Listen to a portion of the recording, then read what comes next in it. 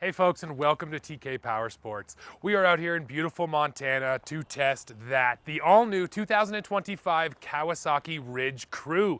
Yeah, Kawasaki took the Ridge and stretched it out, so now you can take all of your friends with you when you go for a ride, and we're gonna put it to the test for you right now. So in this video, we're gonna go for a trail ride, we're gonna be in the snow and the mud, we're gonna load some stuff in the bed, we'll talk about all of the features, so make sure you stay tuned.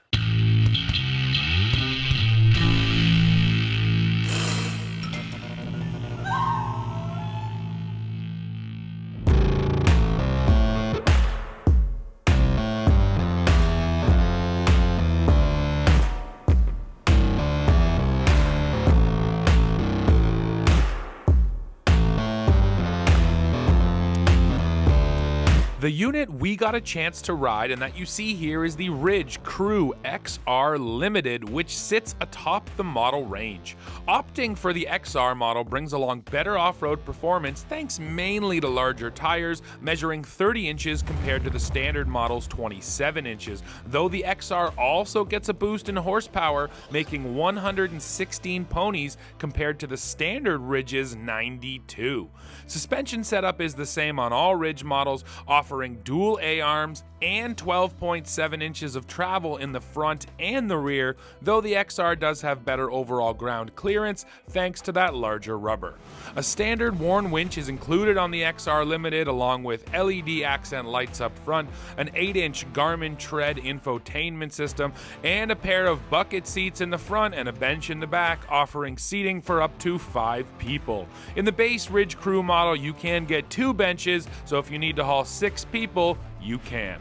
Kawasaki didn't really revise the styling for the Crew model, and in my opinion they didn't need to, as the Ridge looks pretty aggressive and handsome. But of course that's just to my eye, so why don't you drop in the comments now and let me know what you think about the styling on this side by side, and then we'll take a closer look. I could start with the door, and the big thing with these doors you feel right away is they're nice and substantial, they're hefty, you got a really nice rubber gasket all the way around, so that's going to keep things nice and sealed, and when they are closed up they're not rattling or anything like that. Kawasaki keeps on using the same term, which is automotive. They keep like to say that everything in here is automotive quality. Some of that is true, but definitely with the doors I see it. This just feels more substantial than a lot of the doors you're going to find on side-by-sides. Now when it comes to your front seats, pretty standard. You do get quite a bit of adjustability there, which is important, especially for bigger people or smaller people for that matter, if you need to move forward and reach those pedals. So I'll climb in now. I fit fine in this front seat, no problem there. So then I can show you the screens here. This is the Garmin Tread. So this is the top of the line infotainment system. It is just sort of an off-the-shelf Garmin Tread model, but it's built right into the dash here in this Kawasaki, which is nice. And it has just loads of features. Probably the best is the mapping system. If you're riding with other Kawasaki users or Garmin Tread users, this will show all the different machines in your group, which is cool. And then yeah, loads of other features here as well. You can do navigation, you can set up your waypoints, you can track your rides, you can even look up things like national parks and campgrounds. And then of course you just get your standard gauge set up too, which is cool. I always love having the elevation and the direction, and then even your GPS coordinates right there. So yeah, lots of good functionality here on the Garmin Tread, which is nice. And then I'm also getting a full color screen right in front of me here, and it's already set up right there with the cameras. This thing has front and rear cameras, and you know what? That's a big deal for off-roading. The front camera's handy for going up steep hills, coming off of ridges. You can actually see sort of what you're going down onto or up over. And then the rear camera's awesome for hooking up trailers. If you're backing into things, you got to get nice and close, or you need to put that, hitch ball right underneath the tongue. It's easy enough with that rear camera. So I like the cameras. I don't love that the camera doesn't come on automatically in reverse. You put the machine in reverse, you still have to go and actually turn the camera on. I do wish it did that, but outside of that, it's just nice to have the camera. I guess I will say I also wish the camera view took up more of the screen, if not the whole screen. It's sort of like you have it there, why not use it? But it's still nice to have it, and it does its job. If you need to hook up the trailer, you can. Now, other controls up here, you don't have park in the transmission, which means you get a big parking brake down below. That works works totally fine. Personally, I'd love to see both, park in the transmission and the parking brake, but that's fine. The parking brake, it works. And then for controls, we have 2-wheel drive, 4-wheel drive, and the lock. Here on our XR Limited model, if you go over to lock, that's a locker in the front and the rear, and that's gonna lock both of them up. And then if you're just in regular 4-wheel drive, they're gonna be open differentials. That's another thing. Sure, I would love it if you could control those individually. If you could just lock your rear, because then your steering doesn't get really heavy, but Kawi hasn't done that here. Yeah, you just have to lock them both or not lock them at all.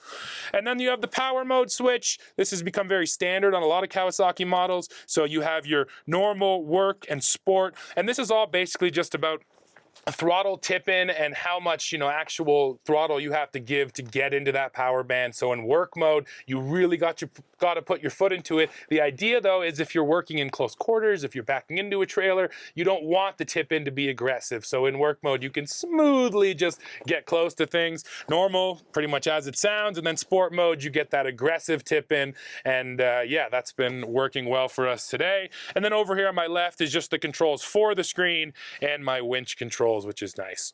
For storage, lots of cup holders, one up here, one over there, molded into the dash. You get 2 cup holders here down below. And then, yeah, the storage cubby situation is pretty good. Upper glove box, lower glove box, not massive, still nice to have 2 of them there. I like this little storage cubby up above here, gloves, stuff like that. It's easy just to toss them in. And then a big center console, and this is the big one. You can see how deep it is just sort of compared to my arm there. But yeah, you're gonna fit loads of stuff down in there. So I like all the at-hand storage here too. Plus power hookups, you're getting 12 volt and you're getting USB ports. So if you need to bring all your stuff with you and charge it up, you can do that. Alrighty folks, so now we're here behind the wheel of this Ridge Crew. Today we're riding just outside of Phillipsburg, Montana. And I mean, as you're gonna see in a lot of the footage, there's quite a bit of snow still where we are. Oh, as I get stuck in the snow. Yeah, you're getting that fresh stuff, man, it's deep. But yeah, so far the Ridge Crew has done really well, even in the snow. Traction's okay. Right there, I kind of got off trail a little bit, but it was able to sort of dig itself out. So, and we've been in the mud today too, a little bit of wet stuff. So we felt a few different surfaces. And yeah, no complaints on tires or traction. That stuff has been fine. Now, the first thing I kind of noticed getting behind this driver's seat is it's still quite a vertical, tall driving position. It's much more a driving position you'd expect out of a utility machine rather than a sport machine or a recreation machine. And Kawasaki does say, this is a sport rec, but I would say, yeah, from behind the wheel, it feels closer to a mule than it does to a Teryx, at least in terms of the seating position, my sight lines. I also got to give a quick shout out to my passenger today. I'm riding here with Luke from Dirt Tracks. If you guys don't know Dirt Tracks, make sure you check them out on YouTube and of course on television. We've been having a fun day out here in this Ridge Crew. So let's take a peek ski back here now. And I will start with one of my biggest complaints, which is simply these doors don't open that wide in the rear. I would have expected at least 90 degrees because for me to get in, it's not that big of a deal. But if I was carrying something heavy and I wanted to come and load it in here, it's just awkward. Now, I did ask the question, hey, is there a way to make it open up? And they said, it's not a feature. It's not something they're going to tell customers about. If you get in here with a couple tools, you can disconnect this little bar that's actually holding it like this. So yes, there's a way you could do it, but it's not an official way. And I guess I just don't get the line of reasoning there. When it comes to the seats back here, sort of the same as your front seats, there are 3 different seating configurations. So you can get a bench in the front and in the back on the base model. And then as you step up, you can either get what we have here on our Limited, which is the bench in the rear and the buckets in the front, or you can just get 4 bucket seats. So yeah, you do have different seating configurations depending on which model you go for. I'll show you this too before I get in. That can't flip down, so if nobody's riding with you in the middle of your bench, you get a couple extra cup holders there. And then I'll talk a little bit more about how I fit actually while we're on the move, but you can just see it here. I fit fine back here. This thing is absolutely massive, tons of leg room, tons of knee room. My feet can stretch out right underneath the seat there. Loads of headroom, even with my helmet on. So space-wise, yeah, they did not skimp out back here whatsoever. This thing can fit just about any adults you're gonna find, so that is nice. A bit of storage up here, and USB ports and a 12-volt for the rear passengers here in our limited Model 2. So even if you're in the back, you can charge up your stuff, which is such a big deal these days, right? And then also individual window switches right on the doors, so everyone's got their own control. Plus, up front, there's extra window switches for these rears. So if no one's in the back, but you want to open all the windows, you can do that from the front. So yeah, huge back seat. I just wish it was easier to get into because of these doors. So another thing that caught my eye was the rear doors, the fact that they are rear hinged. They also don't quite open up all the way to 90 degrees. So can you just talk me through the rear doors? Sort of what was the thought process? Why rear hinge? Why not opening wider? So for the rear doors, the rear hinge, one of the big things for us was to try to commonize as many parts between the single row and the dual row model. Okay. In doing so, we wanted to keep the front door similar. Just with the construction of the front doors in general, just with the layout and space and sealing the rear hinge door just seemed like it worked a little bit better for this application. Also for ingress, egress, when you get in and out with the front opening one way, the rear opening the other way, it kind of creates a big space there for you where you easily can get the front passengers outer end, the rear passengers outer end. You're not really fumbling with any door in the center there that you're trying to mess with between the two. So okay. Yeah, and I can tell you from experience after riding today, that back seat is huge. Yes. Like, if I fit in there good, anyone will fit in there good. Yeah, so like I said, I think just with the kind of the vehicles you've seen out of us recently, comfort's a big thing for us, and we're really pushing for comfort, and that's, you know, making it so it can fit people of various sizes and comfortable regardless of the seating position they're in on the vehicle. So. Cool. Then we get back here to our dump bed. Kawasaki wanted us to put this thing to work today, so we loaded our bed with snow, and I thought I was done with snow shoveling for the season, but not quite, I guess. So we can drop the tailgate. Let's see how easy it is to dump. There is a gas assist shock under here, but frankly, these things are never that helpful. It's usually mostly muscle power. What's nice is you can dump it from just one side. Oh, come on, baby. Yes. And like I just said, that was pretty heavy, but still I was able to do it on my own. And now you can get a closer look at this bed. So it is a decent sized bed. You can fit quite a bit of stuff in here. It's nice and deep. I can throw up the actual dimensions right here so you can see them. Now there are hard D-rings in each corner. If I could flip this up, there it is. So you are getting a couple hard tie down points. And these inlets along the wall here are for Kawasaki accessories. So you can put a whole bunch of accessories back here too. So yeah, nice to have the dump bed, and this is sort of the utility part of the equation, right? Now let me actually flip this up one more time so you can see the power plant down here, and yes, you can count them, 1, 2, 3, 4. There is 4 cylinders here. That is not something we see in side-by-sides. I expect that because Kawasaki's gone there, because Polaris has gone there, maybe we're going to start seeing more 4 cylinders. But yeah, that's what we're running right here, 999 cc's. What is cool is that the way they've routed it, the exhaust goes straight back, and that's all about heat management. Rather than having the exhaust come forward and then routing it to the back, they just made sure they set the engine up so it's going right out the back. That's sucking all that heat out, because there's no point in heating your cab and then having to cool it again, right? So they really, really paid attention to that heat management. And then just in terms of access, and this is true of basically most utility models with the bed, but it's nice. Once you put your bed up, you can get in here to do basic maintenance. You can access your CVT to change a belt. You can get to your dipstick, check your oil. So yeah, I like the accessibility of this engine too. We've been feeling the power today, you know, on all of these trails, but I do have to mention, we've been riding anywhere from 6,000 up to 8,000 feet, so we definitely are at elevation, so that's going to play a role. And with that in mind, I would say the power feels all right. It doesn't actually, 116 kind of jumps off the page, that's a pretty big number, but from behind the wheel, yeah, it just feels well matched here. It never feels crazy powerful or crazy aggressive when you put your foot into it. Part of that is definitely just going to be the elevation, but I think it's worth mentioning. Now, the other thing you notice is because it's a 4-cylinder, it just has a bit of an inherent smoothness, I find, from this powertrain that you're not going to find in other, you know, smaller triples and 2-cylinders. So there is a bit of a different engine characteristic. And then just the way it sounds too, it definitely has, again, a smoother exhaust note, I would say, than some of those fewer cylindered engines. So it is kind of nice to have the 4-cylinder. All right, so I want to talk about the power plant real quick. And again, it's a why question, just why an inline 4? You know, this is not something we see a lot in side-by-side. So why did Kawasaki, why did they go there? Yeah, so I would say just a couple things. One, just to be different from some of the other vehicles that we have. If you look at Kawasaki in general, motorcycle, we have our roots in 4-cylinder engines. So a long history there. Kind of took that history that we have, decided, hey, let's put it in a side-by-side as well. Obviously with that, we can control the noise, vibration, gives a very smooth power band feeling, and just a lot of potential there for power as well. Sure. So exciting feel. Yeah. Just like I said, just something new to throw in there and kind of be a little bit of a game changer in the market for sure. Gotcha. So let's talk about the cab and the HVAC a little bit, because those are such big deals with the Ridge. And with the Ridge Crew, every model, even the base model, is getting that, the full cab and the HVAC setup.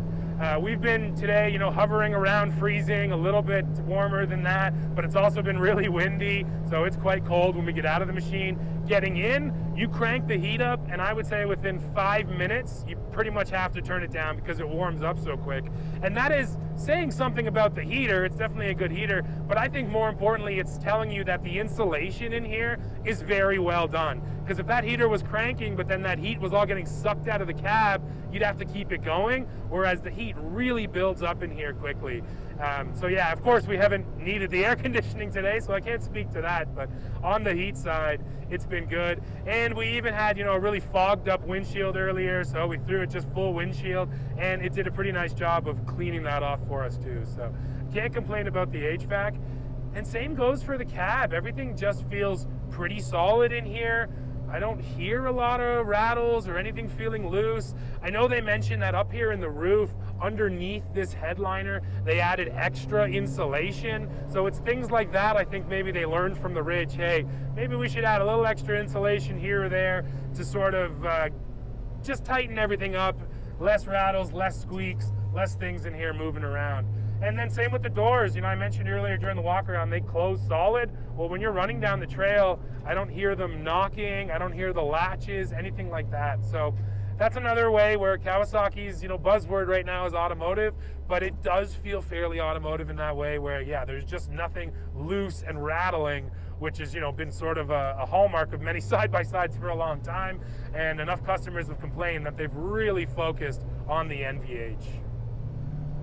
So then talking about ride and handling, I think the first thing I noticed in this model as compared to the regular Ridge is that longer wheelbase. That just smooths out the ride. It just creates less of that forward and back kind of bucking you can get from shorter side-by-sides. So that means that, yeah, I would definitely say this thing rides just smoother overall than your standard Ridge, which is a nice thing. Now the downside, of course, of that longer wheelbase is a much worse breakover angle, so you might end up sort of getting high centered a little bit more often, but that's just a trade-off you have to make if you want to get this longer model. All right, last question for me. Do you have a favorite feature on the Ridge Crew? Is there one thing that you think is super cool? Favorite feature? Yeah. I mean, I think there's a lot of super cool things about it in general. Sure. But I would just have to say just the cab, Yeah. right? Like, and just the elements keeping you, like, have the ability to go wherever you want, stay comfortable. Again, just the creature comforts. It's a very automotive feel. It's very automotive-like. And for our type of vehicle, I think that's a great thing to have. And obviously today we got in some snow, mud, rain, Yeah. kind of went through the elements. Having that cab, it keeps you protected and kind of allows you to tailor whatever you want and stay comfortable for your ride. Yeah, So, it kept us warm today, there man. you I go. appreciate it. Yeah. All right, thanks, Brad. Yeah, you bet. Appreciate it, Thank man. you. Appreciate having you out.